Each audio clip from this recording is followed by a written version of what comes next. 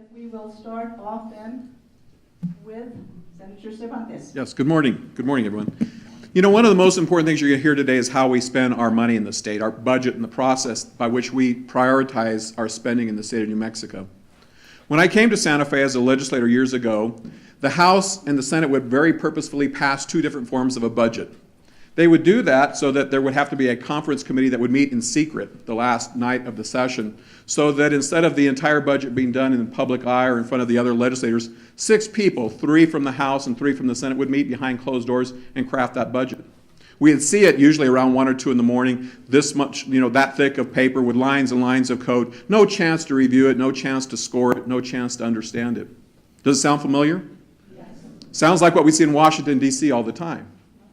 I didn't like it, and I fought it. And I got to tell you that when I fought it, I had to fight the leadership of the House and the Senate, my own party, Democrats and Republicans alike, to open our legislative process to you, the public, and to me as a legislator, as an elected representative. I had to fight that leadership, and I prevailed. In Santa Fe, I passed whistleblower protections to make sure that state employees and others with knowledge of corruption could come forward, and it's worked. I passed Fraud Against Taxpayers Act so we could go after the hundreds of millions of dollars that went to Wall Street in corrupt inside deals. I've been trying to change Santa Fe since I got here, but I can only do so much as a state senator. I can only do so much in the time that I have here in Santa Fe. I want to be governor because I know, and I know you're here today because you know what ails New Mexico. You don't need to hear from me the statistics. The issue is who's going to fix it, and I'm telling you, the governor, an effective governor, can do it with 3 qualities. You need to have a governor who is committed to experience, a governor who's committed to courage, and a governor who will tell you the truth in a time when, very frankly, I turn on the news every day and watch what comes out of Washington and see a complete collapse of any commitment to telling people the truth. I'm here today to tell you it straight and give it to you straight. I want to be that kind of a governor. That's how we'll turn New Mexico around. Do you want me just to start? Okay.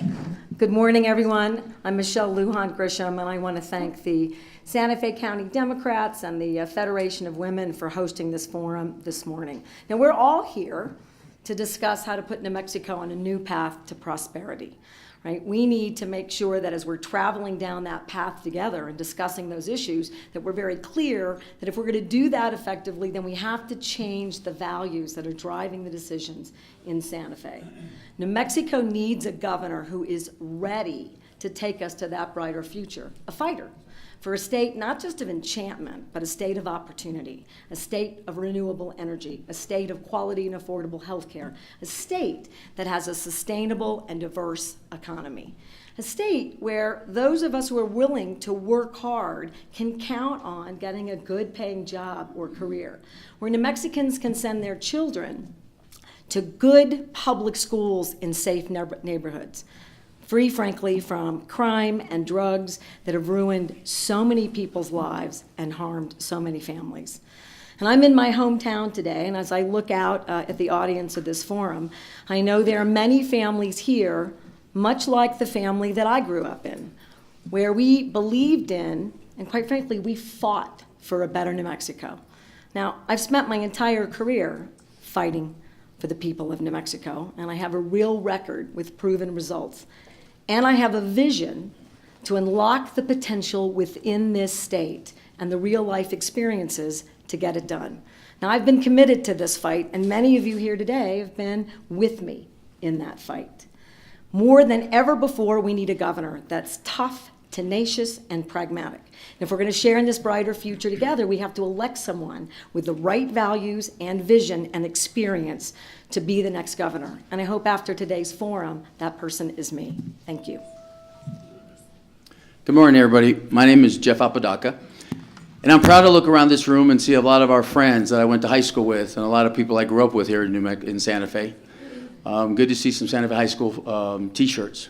And I do want to thank the Democratic Party of Santa Fe, the Federation of Women, and the Young Democrats, because I think it's time we all work together and put our differences aside.